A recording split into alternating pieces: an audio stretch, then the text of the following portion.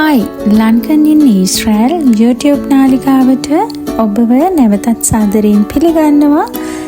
මම ඔබත් එක්ක අද කතා කරන්නේ ඊශ්‍රායලයේ හොටෙල් ක්‍රේස්ට්‍රේට ආයුධම් කළ ආයුධම්කරුවන් පිළිබඳවයි.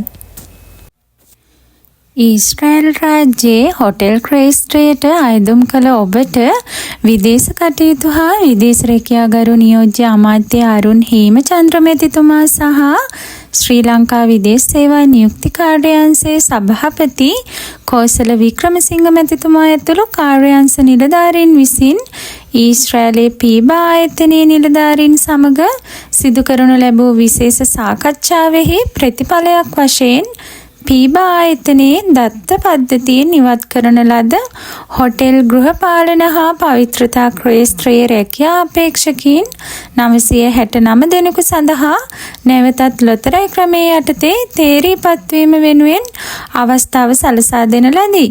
ඒ වගේම ඊ අනුව සිදු කරන ලද ලොතරැයි ක්‍රමයේ යටතේ පිරිමි රැකියා අපේක්ෂකයින් 518 දෙනෙකු හා කාන්තා රැකියා අපේක්ෂකයින් 44 දෙනෙකු වශයෙන් රැකියා අපේක්ෂකයින් 562 දෙනෙකු තෝරාගෙන ඇත. ඒ වගේම එසේ තෝරාගත් රැකියා අපේක්ෂකයින් වෙත SMS පණිවිඩයක් මගින් මේ පිළිබඳව කඩිනමින් දැනුම් දීමට කටයුතු කරන ලබන අතර තේරීපත් නොවන අපේක්ෂකයින් සඳහාද කාර්යාංශය විසින්ම මේ පිළිබඳව දැනුම් දීමට කටයුතු කරනු ලැබේ. එසේ තෝරාගත් රැකියා අපේක්ෂකයින් ඉදිරි කටයුතු කාර්යාංශය විසින් සිදු කරන ලබන බවත් මෙම ලොතරැයි වාරයෙන් තේරීපත් නොවූ රැකියා අපේක්ෂකයින්ගේ තොරතුරු පීබා දත්ත පද්ධතියෙන් ඉවත් වීම සිදුවන බවත් ඔවුන් කාරුණිකව දැනුම් දී තිබෙනවා.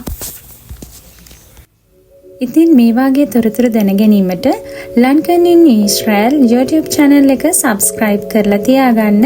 ඒ වගේම like කරලා comment කරලා යාළුවෝ අතර share කරගන්න. නැවතත් මේ වාගේ උපකාරක වීඩියෝකින් ඔබ හමුවට එන්නම්. ඔබට සුබ දවසක්.